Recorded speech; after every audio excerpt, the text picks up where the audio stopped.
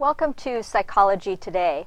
This is a show about bicycling in general and specifically about bicycle safety. Thank you for joining us.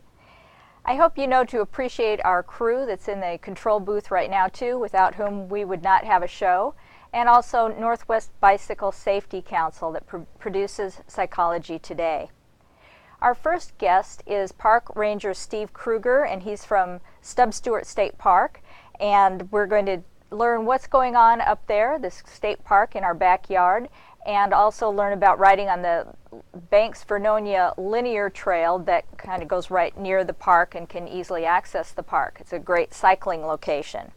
And then we'll meet with Ariel Coleman, who bicycled from Astoria, Oregon down to San Diego, California last summer in 2013.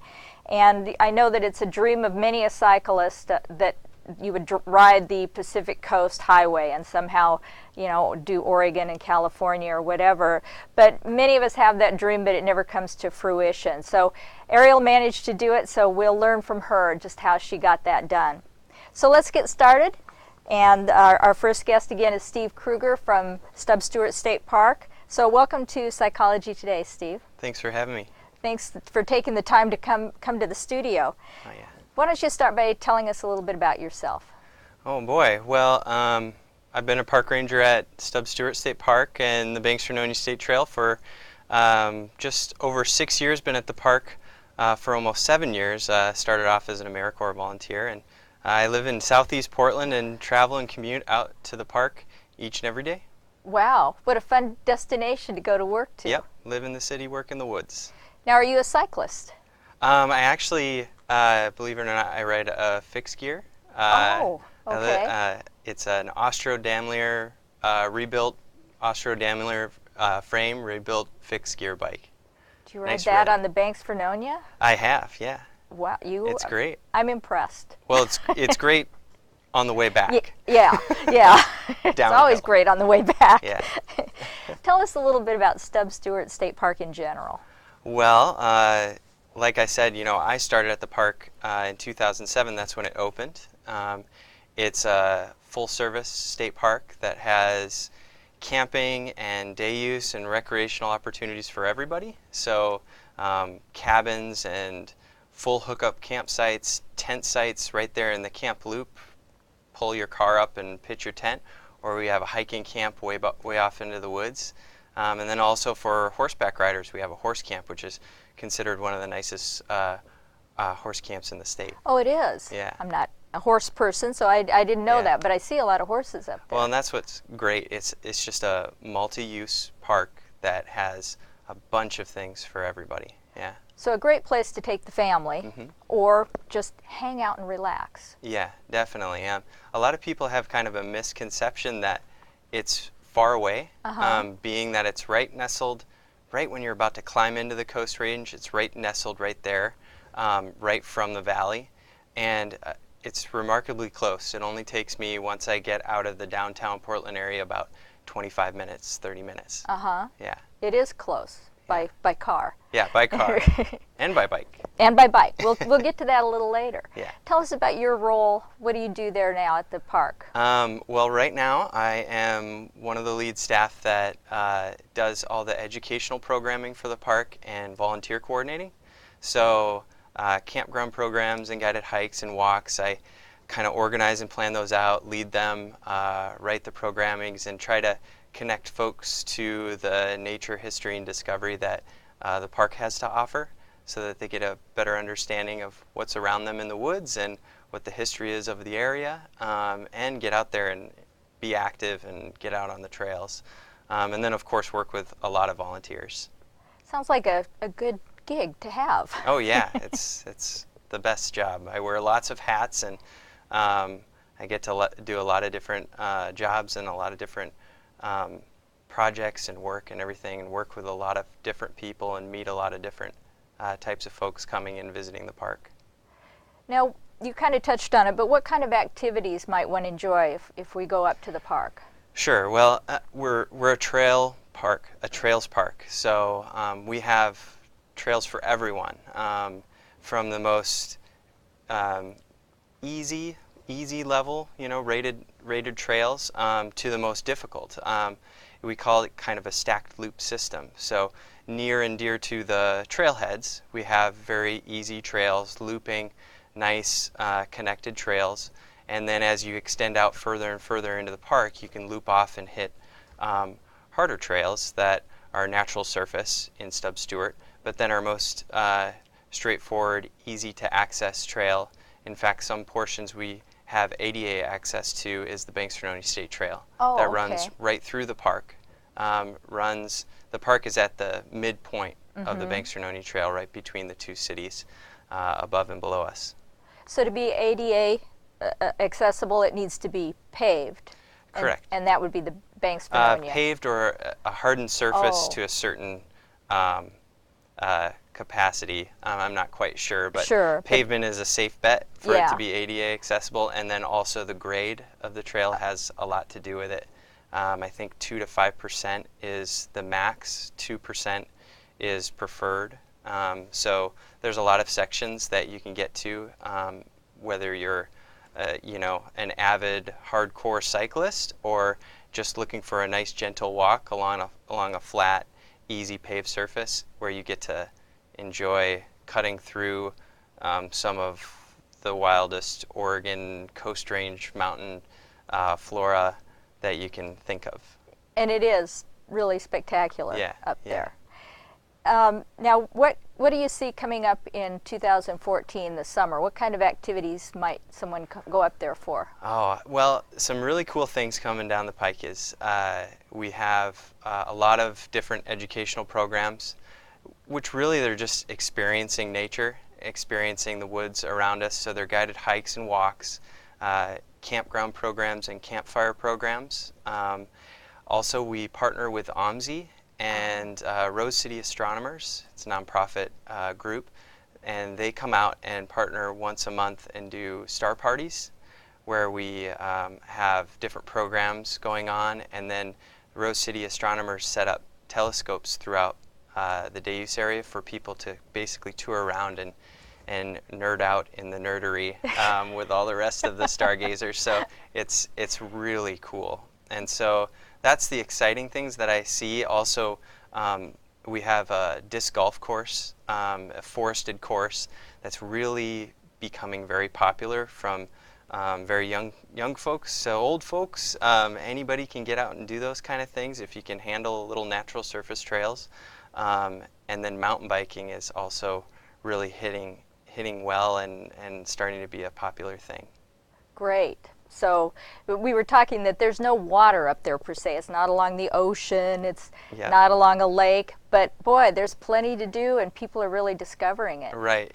It took us a little bit to find those connections and find those things that meant something for people to come and visit us. And I think we've really found that we're a trails-based park with a multitude of accessibility to a large audience of outdoor enthusiasts. So it's pretty exciting. Well, Northwest Bicycle Safety Council appreciates our partnership with Stub Stewart. We run our Beaverton Banks and Beyond up there, and we use the linear trail as you referenced, and we use that the park up there for our rest stop. Right. So between Banks and Vernonia, then our riders hit the park to get a break, and we really appreciate the partnership that we have and that we're able to introduce cyclists to the park. So it's a great relationship. Now let's talk about the park's neighbors on each end of the trail there. There's Banks is at the trailhead, I think. To the south. Yep. And so tell us what some of the highlights of that little community. Well, it's one of those small little coast. Well, it's right on the cusp of the coast. It's really a valley town that, if you blink too fast, you might miss it. But it really has some great little amenities. Definitely something if a cyclist is coming from the Hillsborough area can stop and get some refreshments, get geared up, take a restroom break. The Banks Trail Cafe, there is the Banks Bicycle Shop that's right there at our trailhead. I mean, it almost seems like it was a match made, but it kind of came by chance. and also just a number of things down the main street that offers a chance to kind of soak up the culture of Banks. And there's nothing like being on a bicycle and riding through a little community to soak up the, see the people and kind Right. of feel more a part of the community than just cruising through even at 25 miles an hour in your car. Sure. And what about Vernonia up on the other end, more towards the north? Right, and if Banks is more of having that culture and history of some of the farmland and having the history of some berry farms and whatnot, Vernonia is kind of the logging history and has that kind of claim to fame of sorts. I mean, in the 1920s, it was the largest logging mill in the world. Oh, wow. Lumber mill in the world, and producing lumber and going shipped across the world. But now it has kind of rejuvenated into a wonderful little town with great little restaurants and stopping points, some logging museum, and even some fishing stops. And there's a wonderful spot in the creek that runs through town that they dam up and is a swimming hole that has a lifeguard on scene and everything. So it definitely is something that when you've made the full commitment of going all the way up the Banks-Vernonia Trail to Vernonia, it can be a great spot to get replenished, take a break, enjoy the scene, because it's a great little town. They both are, Yeah. and I've enjoyed both of them. So thank you for that. Now, let's talk about bicycling around the park area. So I want you to play travel planner. Travel ranger? Yeah, Okay. travel ranger. So first of all, let's say that I'm a mountain biker, and you mentioned that. How could I best utilize the park? Oh, well, I would say there's kind of two options. Come visit us for a weekend, and you've got 30 miles of natural surface trails that are at your beck and call, that are looping and in a stacked loop, so that, in the morning you just want a quick little refreshing wake up, you can hit a couple loops and come right back for breakfast. Or if you're looking for a nice trek, there's those 30 miles plus a user specific mountain bike area that has cross country, which are basics, single track contour based trails that kind of flow and move with the landscape. Very not too much straight down the mountain or anything like that.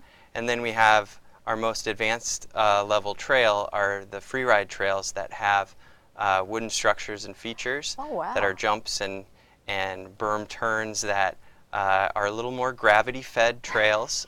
So they're one way, but they're well designed by partnering volunteer groups of ours, a couple clubs, Northwest Trail Alliance and West Side Trail Federation. So really great chance as a mountain biker to stay for a weekend and really soak it up. There's a lot of great trails to hit. It sounds like it. I didn't know. You guys have done well. Yeah. Okay, let's say that I'm a road bike rider. How might I have a nice day ride up in your area? Perfect. I would say that you bring your bikes up for a camp out or stay at our cabin village, and one morning you can go, say, up to Vernonia. And where our park is, we're actually close to the highest point. So it's down to Vernonia and it's down to Banks. So going at the trail from Stewart is nice to run one side of the trail instead of the whole span of it, because it could be a little overwhelming maybe for some families and folks like that. And go up to Vernonia and soak up the scene there, and then you can come right back to camp, maybe hit one of our guided walks or campfire programs, or maybe get and look at our calendar and see when the OMSI Star Parties are going on and enjoy a whole evening, and then the next morning make a cycle down to Banks and back. It is something that I do forewarn that although it is a very flat, easy trail, it does have about 2 to 5% grade over the course of it. And although you may cruise and just spin all the way down, you always have to remember that you're going to have to turn around, and it's going to be a steady, gradual climb. I've seen many families come back and be a little bit bewildered by the trek back with Yes. dad or mom holding the kid's bike and kind of having a rough go of it, but they learned their lesson for the next time. It's a great experience for cyclists. It is, and you're on a trail, and so you're away from cars. You don't have to worry about cars. Right. I do have one thing that I was going to pitch, is that if you're looking for an experience of cycling all the way out from Portland or from that area, I brought the Tualatin Scenic Bikeway official opening scarf that was given out to participants. That's right. And the Tualatin Valley Scenic Bikeway is the first in Washington County, and it's a great route that connects via some very well planned out roadways, bikeways that connect to the Banks-Vernonia Trail, and you can cycle right into Stub, Stewart, and stay the night. Great idea. Yeah, and that's a great scenic route. How fortunate that they picked up on that trail. All right, and one last kind of travel tip here. Let's say I want to dabble in loaded touring. How could I kind of put together a loaded tour to come up to Stub, Stewart, maybe on a weekend or something? Yeah. Well, I actually kind of already. I think I already talked about it. That's exactly what you should do, is plan it out.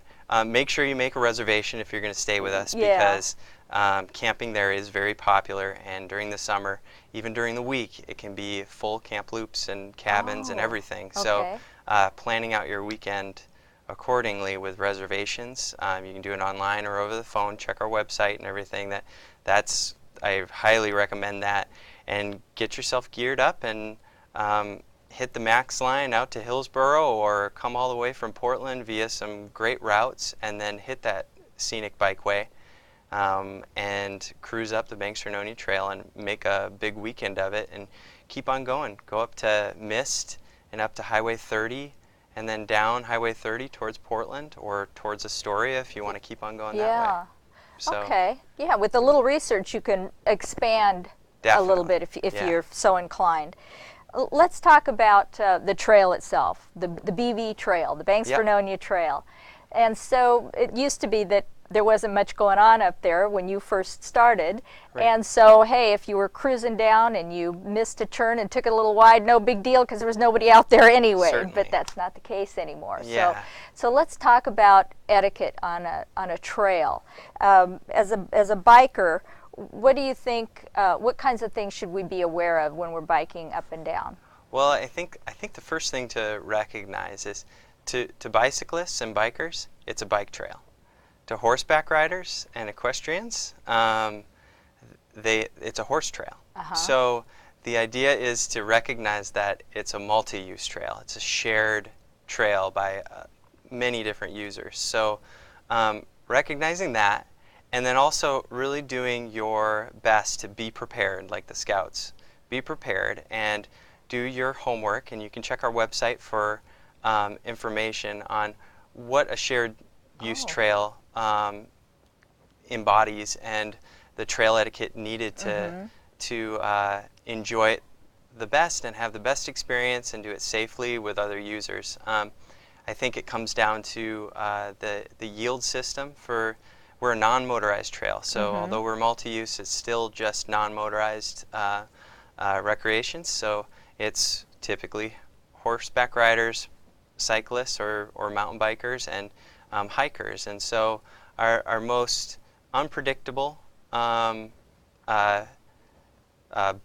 in that triangle is our horse. And so they actually have priority, and people and cyclists and hikers must yield to them first. Secondly, the cyclist yields to the hiker, and then, or wait a minute, let me get that right. Everyone yields to the horseback rider, and the cyclists yield to the hiker. Okay.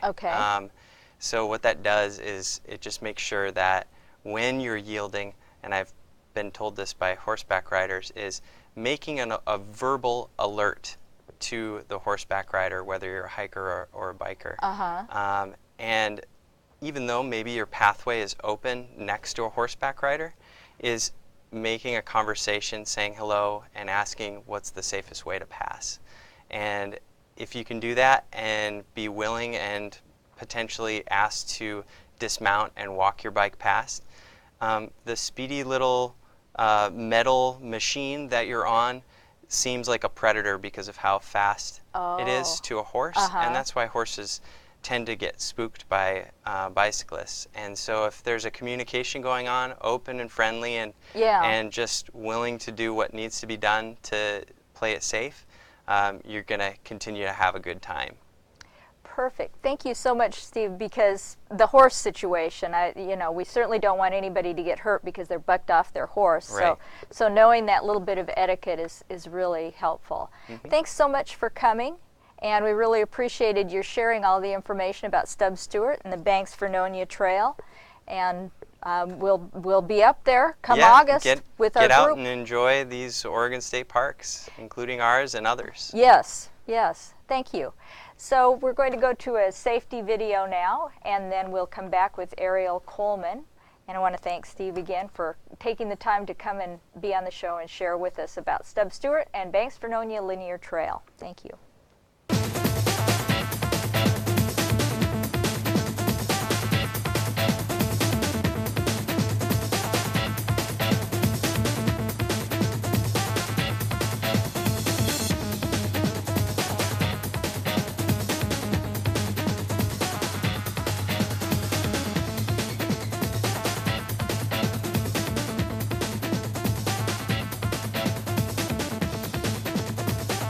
Bike safe, bike smart. Hi, my name is Xander. And my name's Elizabeth. Over the next few minutes, we're gonna have some fun and talk about some pretty important stuff. Some of it you've heard before, but it never hurts to hear it again. And again. And again. So here we go. Did you know that just falling off your bike is enough to get a serious brain injury? So play it safe. Wear your helmet every time you ride. It can reduce the risk of head injury by up to 85%. And that's a lot.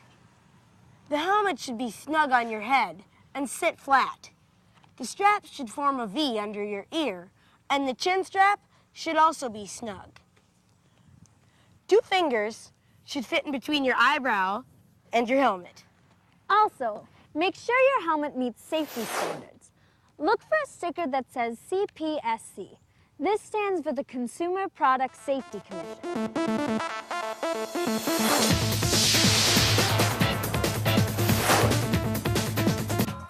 All the stuff we talked about today is common sense. But you still need to think. Be courteous and be predictable by always riding in a... And follow the rules of the road.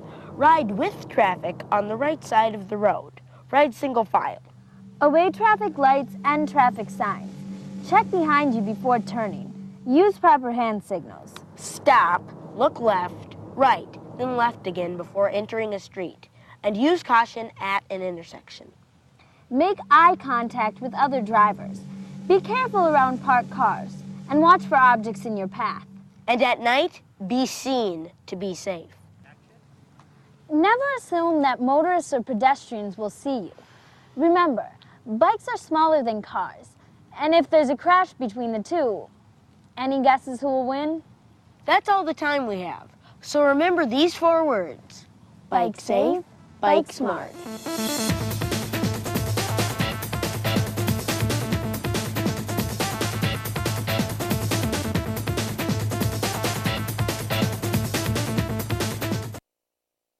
Well, those safety videos are always helpful, and certainly I encourage you to watch again if you need to so that your helmet fits correctly. We really encourage you to have a helmet.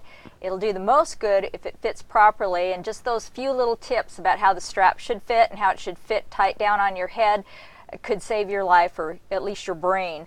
So welcome back to Psychology Today, and we're back with Ariel Coleman, and she did a big epic bicycle ride in 2013, and we're going to talk to her about that and maybe inspire you to do something like that as well. Thank you, Ariel, for coming. This is Ariel Coleman, and thanks for joining us. Yeah, thanks for having me. Why don't we start by having you tell us a little bit about yourself? Yeah, I just graduated from the University of Oregon this past July. I was a psychology major, and I'm 22. I decided to go on this big ride as my post-graduation sort of big trip, and I just got back in November, and I've just been back living in Eugene. I'm working at a bike shop, building bikes, doing what I love. So, okay. Yeah. Well, cool. That's great. What role did a bicycle play in your life prior to, say, 2012? Yeah. I mean, I had a bike growing up as a kid, and we'd take him camping, or I used to bike around in the neighborhood. But it was never really this big thing. It was kind of just something you do for fun. It wasn't actually till I got to college that I really got interested in bicycling or cycling, really thinking about a bicycle as sort of a way of life or a way of transportation. So before college, really, it was just like most kids. I had a bike to ride around in the neighborhood, and yeah, I never really thought about it, but yeah. Then things changed. Yeah, totally. that sort of happens in life, right? It does. We hope. So you have a website, and then you had a blog, and you describe being passionate now about cycling, and in contrast to regular existence where we're not so passionate about having to pay the bills and having to have a job and have a roof over our heads. So, how do you feel passionate about bicycling, like you describe, and what do you think is the source of that passion? Yeah, that's a great question. I think for me, what I love the most about bicycling is it sort of encompasses all these different things. It's it's something I can do for fun on the weekend.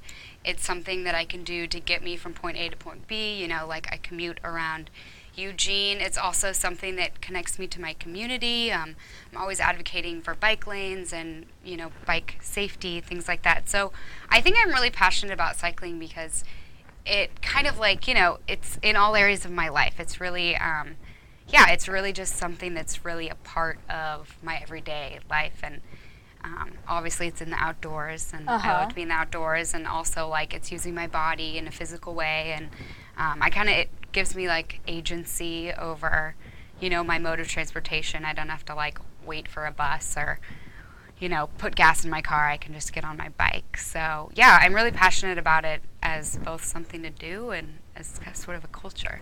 Definitely. So it kind of ties into what we talked about with Stewart State Park too, that being out and not encapsulated in a car, you're more part of your community, which you're maybe more makes engaged. you more engaged, which maybe generates some passion about things. Yeah, yeah, I Instead think of we're just all strangers.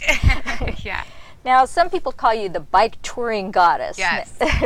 So do you wear that mantle confidently or a little uneasily? Well, it's funny. I'll tell you the story of how I got that name. So I was on my trip, and I had a kind of a rough couple of first days. It was I was oh my God, I'm out here on this trip. I don't know what I'm doing. And it wasn't until about after the first week that I really felt I can do this, and this is me, and I'm going to finish this trip. And I wrote a blog post sort of describing that feeling confident and excited and pumped. And I kind of jokingly said, I feel like the bike touring goddess or a bike touring goddess or something. Really just I didn't even think about it. I just sort of threw that out there. And I had a friend call me the next day. I had my phone, and to check in on me, and he was like, how's the bike touring goddess doing? So it kind of became a silly joke between my friends and I, and they called me that and followed my blog. And while they were all sort of back in school or back at work in September when I was on my trip, they were following my blog. And so yeah, they still call me that for fun, but yeah. Okay. I think I wear it confidently. Yeah, I think so. I finished my trip, and yeah, it's sort of an endearing nickname. It sounds like it, and you kind of morphed into it so that it fits. As I went through the trip, definitely.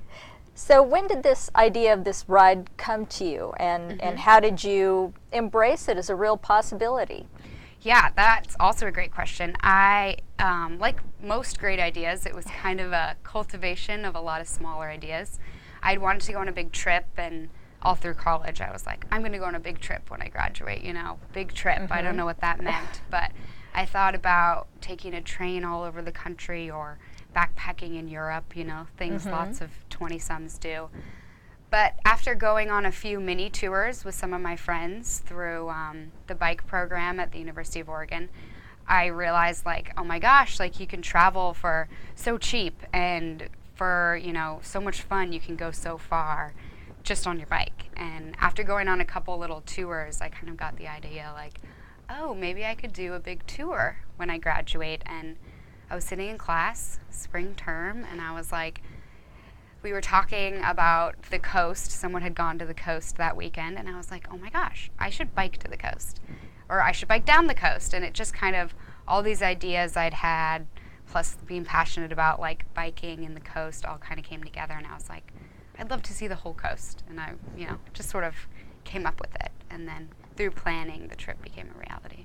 So let's talk about that. Describe the planning process. Yeah. And what were your objectives then? Yeah, the planning process is kind of like scary and daunting for people. In fact, I'd say, like, that's the scariest part. People are like, I don't know what to do. Like, how do I go on this trip? And for me, I kind of just simplified it. I was like, well, what's it going to take for me to go on this trip? And really, I just narrowed it down to gear and, like, funds and a date. And I kind of just, I started just, like, collecting gear, and I'm kind of a gearhead, so that was easy. And I just made a big list, all the gear I was going to need. And I just sort of slowly picked away at that. And the more things I bought for my trip and the more I thought about it, I was kind of like, this could actually happen. And then, yeah, I picked a date and started kind of planning my route. And my big objectives were really just like, get your gear, plan your route, pick a date, go. And it was pretty much as simple as that. Once I decided to do it, yeah, the steps all kind of fell into place.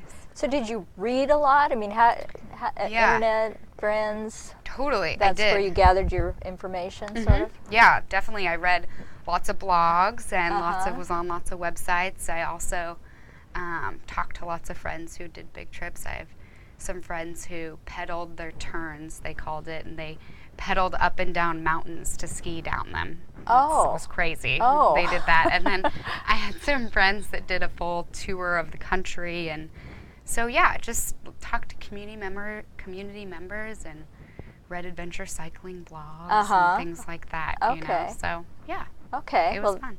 That's a good background.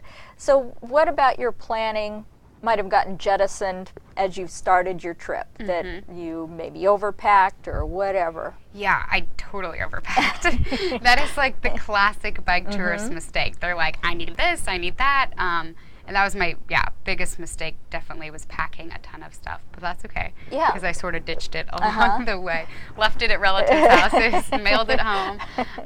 But I think the biggest thing that I planned that didn't actually end up working out was that I had this idea that I would, like, plan where I was going to be when, like, I'm going to make it to this campsite or this city or, you know, wherever. I had that all, like, thought out in my head dates-wise.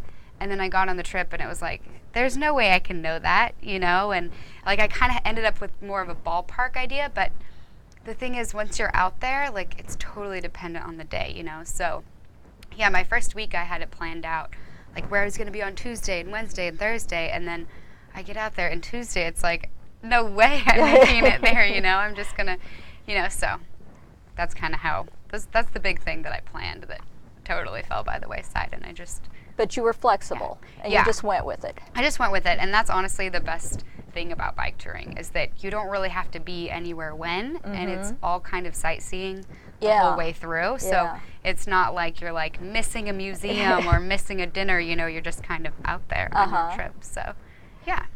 Now, you decided to blog while you traveled, and you acknowledged that that kind of exposes you and makes you kind of vulnerable being online like that for everybody. Definitely. Why don't you first define what a blog is, because some of us aren't so savvy, and then tell us about your thoughts about maintaining that blog. Yeah, the blog is kind of like an online journal. That's my best way to describe it. Especially the way I used it. My posts were very personal, but it's like a website that you can update frequently, usually daily, and it kind of functions as a way to catalog a trip or an idea or anything. So that's what I used mine for. And I mostly started it sort of for my friends and family back home, so they could have, you know, like a catalog of where I was and what I was doing without having to check in with me. And yeah, I started it really for them, but it ended up being a lot for me because I was able to really express like what I'd gone through and what I was feeling and thinking, and the blog really turned into this amazing like sort of piece of artwork actually of writing of personal experience, and I really liked keeping it. I think some people would have hated it because I felt I made sure to update every day and post pictures, and I think some people would have hated having to even deal with technology. Yeah. Or other people might not have been comfortable being so honest and vulnerable online. But those were two things that I felt pretty okay about. Just personality-wise, I'm pretty comfortable being open and pretty tech savvy. So it was kind of fun for me, and to at the end of the day, like lay in my tent and write my blog post, and it was great. And it is a really good blog. I mean, I read part of it trying to get ready for the show, Yeah. and it is really well done and really Thanks. interesting. As compared to I rode 20 miles today. Yeah. I had a peanut butter sandwich for lunch. Yeah. It's very insightful. Thank you. Yeah, I tried to get away from that. I know a lot of travel blogs, they really like to just talk about what happened, and I think that's important and interesting, and people want to know. But at the some of those blogs end up being like, and then, and you're kind of like, okay, I get it. Like, you rode your bike, And so I tried to include a lot of what I was thinking or feeling, or conversations I had with people that led me to new realizations about things, and I think that kept it interesting for my readers. It definitely did, and it's timeless. Thank you. It really is. Yeah. So let's talk about the trip, the journey. Yes. How did you prepare physically? Yeah, that's another good question. You've got all these good questions. It's like you planned these.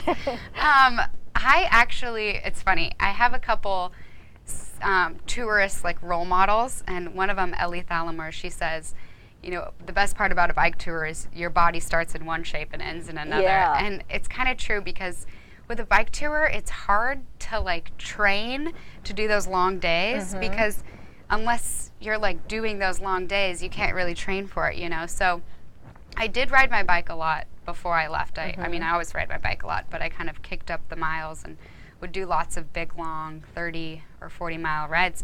What I wish I would have done was practice carrying all my gear beforehand, because really I got out on the first day and I was like, oh my gosh, like my bike is so heavy. And I really wish I would have done a couple more trips over the summer with the gear, so I could have narrowed it down better. But really the best part about a bike tour is you don't really have to train too much, actually, because really it's your first week is like training for the rest. So really the first week it was really hard, but by the end I felt great. I bet. Yeah, it was awesome. It was incredible to like get on my bike like day 35 and be like, this is easy. I'll bike 70 miles today, no big deal, So. Plus you'd gotten rid of a lot of stuff. Oh yeah, by then I was like, just my bike. It's like my bike and my tent. So as you prepared and went into this, what kind of safety concerns did you have? Yeah, I was mostly concerned about drivers. And I know a lot of other people would have been concerned about camping or being alone or things like that. But I've done a lot of trips and sort of been an adventurer all my life, and I'm very confident. So I wasn't too concerned about that. I was much more concerned about, drivers. And because you get into some of those coast highways where drivers are just speeding by you at like 80 miles an hour. So really, I did two things. I made sure I never rode at night, because I didn't want to do that. I didn't want to worry about visibility. I know I have some ambitious friends that like to ride at night in the dark, and that I was just like, I'm not going to do that. And then I also made sure I was really visible, like with neon and flags. And if I ever was feeling like uncomfortable on the road, I would, take a break or try and reroute myself. But mostly my maps that I had were really good about keeping me off busy roads. Oh, they were? Okay. Yeah, I had adventure cycling maps, and they were all really biker friendly, so that was great. I also had a bike that I really felt confident with, and I think that helped me too, because that made me feel more safe being on like a comfortable, cozy touring bike versus like being on a race bike or something. And it's showing right now, in fact, you're Surly. Yep, it's a great bike. Built for what you wanted to do with it. Yep, Surly builds touring specific bikes, so they're a great company. So let's talk a little bit in depth about day one. And we kind of touched on that thought that, the planning and then the reality of the thing. So what quick lessons did you learn that first day? Yeah. I learned a lot of lessons that first day. It was funny. I was trying to be really relaxed and nonchalant about it because it was like this big thing. I'm like, oh, it's no big deal. I'm just going to ride my bike. So I didn't get started until 1 o'clock. Oh, wow. And that was really why it was so dramatic, because I was trying to ride 50 miles, fully loaded, doing something, I wasn't physically that prepared for, like day one. And, I got out there and got all my stuff ready. My parents dropped me off, and I rode off down the coast, like, see you later. And, about an hour later, I'd only ridden, 8-10 miles. And I was like, oh my gosh, I go so slow. So I learned 2 big things on that first day. Pack light, every ounce counts. I actually ended up having to call my parents and have them help me get to the campsite, and it was so dramatic, and I was like, oh my God, I can't do this. But my dad was like, it's fine, you started late, just be prepared to start early in the morning. And so I learned to start early in the morning, and after that I always started at 9 or 10. And I also learned, to worry about the elevation, because on that first day I didn't even think about elevation, and that was one of the things that really got me. There was a lot of climbing and a lot of descents, and when you're fully loaded, climbing just takes so long. So I definitely planned the rest of my days less about miles and more about elevation, and that was huge for me. That was a huge thing to learn. Yeah. And big picture, was it a big adventure for you? Yeah, I think it was. I think it was a big adventure because it kind of opened me up to this new mindset. And it could be that I just graduated, but it also, I think, is the nature of finally, for the first time, being able to have all the shots called by myself. It was I'd gone through school, and you're always having professors and teachers and parents and friends sort of, pressuring you to do this or be this or finish this paper or take this class. And it was the first time that I was really able to just make my own decisions about when I got up and where I went and how fast I rode and what I ate and when I stopped, and the whole trip I was on the trip for 41 days or so, and the whole time it was I made my own decisions. And that is sort of the big adventure part of it, I think, because it's sort of the beginning of the big adventure that's the rest of my life, where I really feel like I'm able to make my own decisions about things. That's an interesting contrast, talking about where you just came from in your life, and then doing this, how different that was. Yeah, everything is clock-oriented and trying to please other people. It's just about you. Yeah, and that's really why I did the trip. I was like, it's going to be just about me for the first time. So it was really great. Yeah, so it's the beginning of the big adventure of more adventures to come, I think. Yeah, probably so. Yep. Now, one reason that I knew to even invite you on the show is because you happened to cross paths with my boss and his wife, Steve and Laurel Feldman. And why don't you tell us a little bit about your recollections of that meetup? Yeah, that was a great meetup. Those two are who I did a little day. I only rode 35 miles. I kind of averaged 50 or 60, so that was kind of a short day for me. I took my time, meandering, and I rode through strawberry field after strawberry field and picked strawberries, and I finally come to this campsite, and I'm pretty tired. It was pretty hot. It was south of Santa Cruz, so getting to the sunny California section, and I just didn't want to find my campsite. I was like, I'm just going to ask someone. And the first couple I see, they have a Eurovan, and their bikes are on top, and they're cooking, and they're laughing, and I'm just like, I'm going to talk to those people. And I asked them, I was like, hey guys, have you seen the hiker-biker site? I've been looping this campsite, for 10 minutes. Where is it? And they're like, oh yeah, we saw it over there. And we got to talking, and they were from the Portland metro area, and I was from the Portland metro area, and they were bicyclists, and I was a bicyclist. And they had daughters who were 22 who just graduated. One thing led to another, and they were my instant best friends. And they were like, you should come over for dinner and tell us about your trip, and we'll feed you. And so I went back to my camp or I found my campsite, set up camp, made myself my first dinner, then went and ate second dinner with them, and they fed me burritos, and they were much better than my peanut butter jelly sandwiches. Yes. They're And gourmet chefs. They're great. Even in the Eurovan. In the Eurovan. I was Imagine what they do at their house. I can't. Anyways, and they were just like the best burritos and wine, and they told me travel stories and adventure stories. I told them mine, and they both had really great advice. They're good advice givers. Steven said, "Don't get a career, get a life." That was his tip of advice. And Laurel said, "Don't measure your success by anyone else's measure it by your own." And both those things stuck with me, and we hugged and like had a great time, and they waved me off goodbye the next morning, and they're just great. So yes, yeah, they are. They're awesome. I'm excited that they're my friends now. It's like they're just one couple of so many of awesome people. I'm sure that I met on my trip. There are a lot of awesome people Awesome that you get cyclists. to meet. Yeah, Yes. awesome people, definitely. So, what did you eat? That's always a concern of mine when you're traveling, to carry what you need to eat to fuel your body. Yeah. And to have it be palatable. What did you eat? That's also really great question.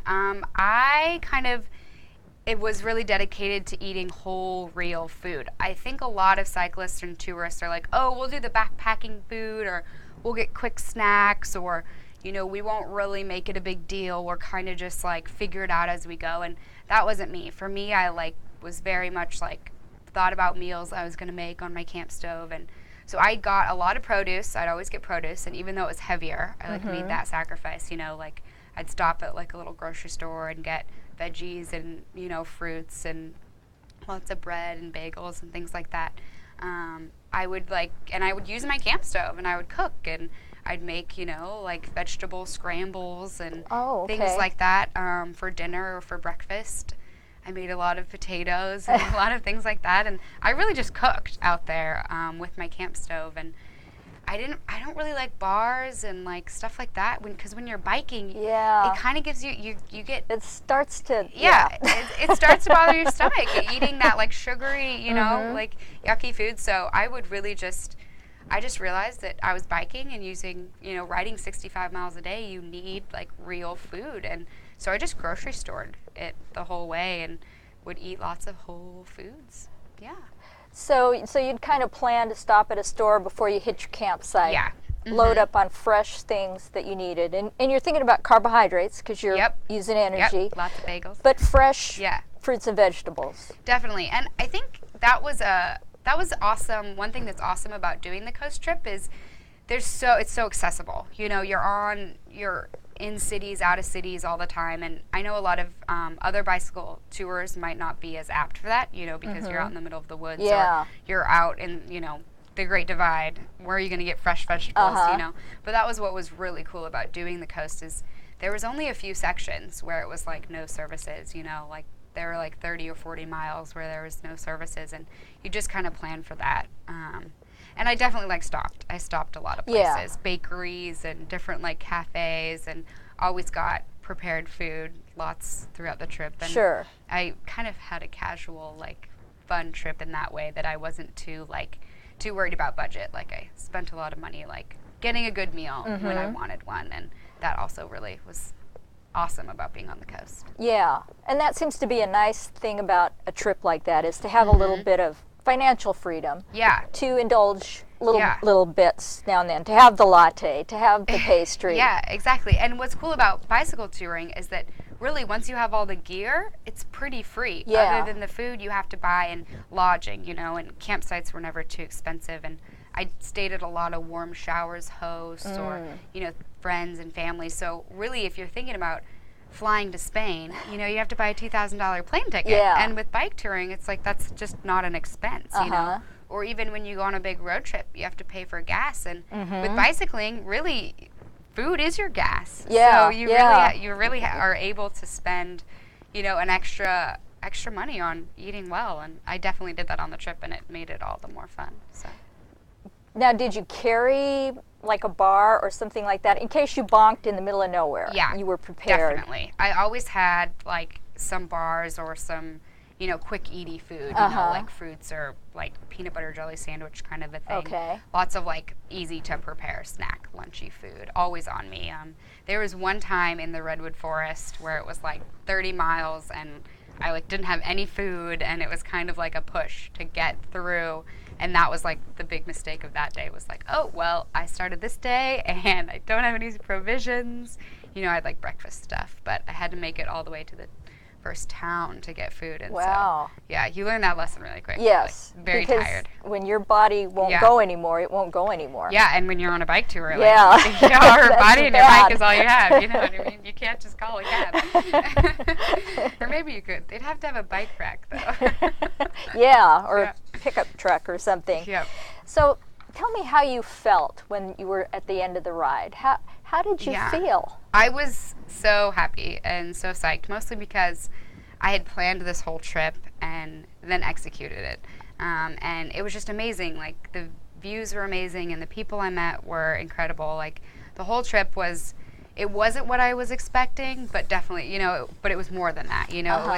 It was just awesome and fun. And I was expecting it to be more of like a difficult, challenging, like tough experience that like prepares me for the real world. But really at the end of it, it was just like so much fun and such a great experience. And there were hard days, but there were great days. And yeah, I felt really happy and proud of myself and ready to come home and ready to like kind of reinvent myself in my life, and really like, yeah, really happy to be done and happy that I'd done it. And Okay. yeah, You didn't have any little regrets that it was over?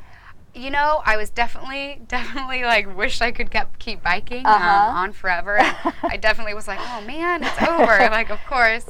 But I also knew that it was just the beginning, and that I would go on many other tours in the future. And after, camping and staying and not really having the comforts of home for 2 months, it was like I was like ready. Okay. And in the future, I think I'll do maybe even longer trips, and I'll build up. Like, I'd love to do across the country or in another country, for like 4 months. That'd kind of be the next thing, I think. So. I've never done anything like you've done.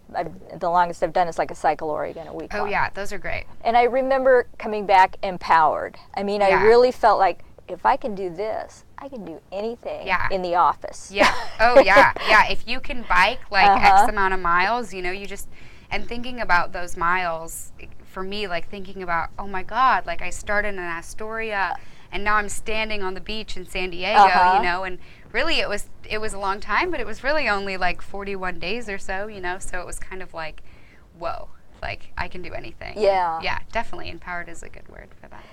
So, speaking of that, can you identify any differences between Ariel pre-PCR, post-Pacific Coast route, and post-PCR? Yeah. How do you see differences in yourself? Yeah, definitely. I think I'm much more confident now. I think before my trip, I felt just sort of like, like when you're in school and you kind of just feel like you're in the mix and you don't really have too much to set you apart. You're kind of just like another college girl in the crowd. I kind of felt like that. Not that like anyone should feel like that, because everyone's unique, but I definitely felt like that, and I felt like unsure of myself and not sure what I wanted to do with my future. And after the trip, I just have this sort of sense of calm that's kind of come over me, of like, I have time and I have, the skills and the confidence to do the things I need to do, and I'm going to figure it out, and I think before my trip, I was feeling really anxious and pressured about, that like post-grad sort of anxiety of like, oh my gosh, like now I'm in the real world, like what does that even mean? And I think my trip really helped me get over that and helped me see that like, this is my life, and it was my life in school, and it was my life on the trip, and it's my life now, and like, it's all my life, and I don't have to be anxious because I'm here and living it, and that's really all there is. It's just living your life. And so yeah, I definitely think that's the biggest difference between. That sounds great. Yeah. That really does. Yeah, that's it's really good. interesting. It's a good way to be. Let's see. So, what are you doing now that you're back? Where are you, Yeah. and where do you see yourself going here? Yeah, well, I'm definitely realizing that bicycling and bicycle infrastructure and all of those things are really something I'm actually can be passionate about in my career. And I love Eugene because it's so flat and there's so many bike lanes and it's very like bicycle friendly. So I moved back there and I'm really getting acquainted with lots of different, you know, cycling organizations and city movements to like make the city more bikeable and sustainable and things like that. And I'm realizing that there's definitely like somewhere where I could like fit into that niche to help and to get other people excited and inspired about, you know, commuting or cycling or even just, you know, like thinking about bikes and how they influence a city and things like that. So I'm definitely realizing that bicycling is going to be like in my life forever. And I'm learning to build bikes at a local bike shop, and that's been just an amazing experience because it makes my, you know, love of bicycling and bikes that much deeper because I'm able to like take apart a bike and put it back together. And so that's just been really great. And I'm 22 and just loving it, you know, like being able to, I just built my first bike for myself that I built, which is like pretty cool. Yeah. It's fun to ride around on something that you made yourself. Well, we've got about 1 minute. Let me ask you quickly. Okay, go for it. What advice and encouragement would you give to somebody that's been thinking about doing something like you just did? Yeah, take the first step, you know, figure out what that is for you and just do it. Like no one says taking the first step means you have to take the rest of them. But sometimes you'll find that if you take the first step, the rest are easy. And you've just been a great inspiration about, you know, making it seem relatively simple. And the outcome was so fantastic for you personally. Yeah, and I think anyone can do it. I don't think you have to be young or you have to be that knowledgeable about bikes or that even adventurous, really. You know, you could stay in hotels the whole way through, or you could eat out the whole way through, or you could do a shorter segment. So. Well, thanks so much, Ariel, for coming to join us, and check out her website and blog. Again, it's really timeless. And thanks to our guest, Steve Kruger from Stub Stewart State Park, and Ariel for coming. And I hope you were inspired in different ways by both of them. And thank you for joining us. And Northwest Bicycle Safety Council promotes safe riding, both by learning skills how to ride and by encouraging you to obey the law.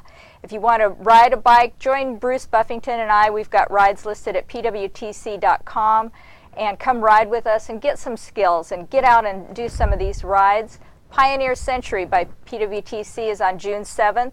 A lot of fun loops to do. And Beaverton Banks and Beyond is coming up in August 23rd. We'll be doing that Banks for Knowing You Trail and taking you up to Stub Stewart State Park. So that's a great time to explore.